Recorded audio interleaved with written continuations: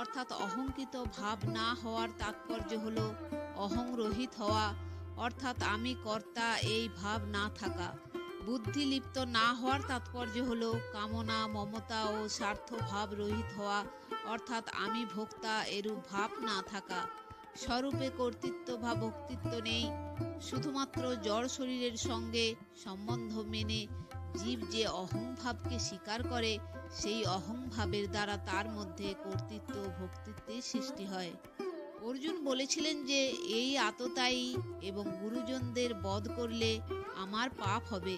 তাই ভগবান এখানে বলেছেন যে যদি অহংভাব এবং বুদ্ধির লিপ্ততা না থাকে, তাহলে শুধু এদের মারলে পাপের কি কথা? সমস্ত প্রাণী হত্যা করলেও তুমি পাপ ভাগী হবে না। বুদ্ধি কামনা, মমতা এবং স্বার্থ ভাব রাখার ফলে লিপ্ত হয়,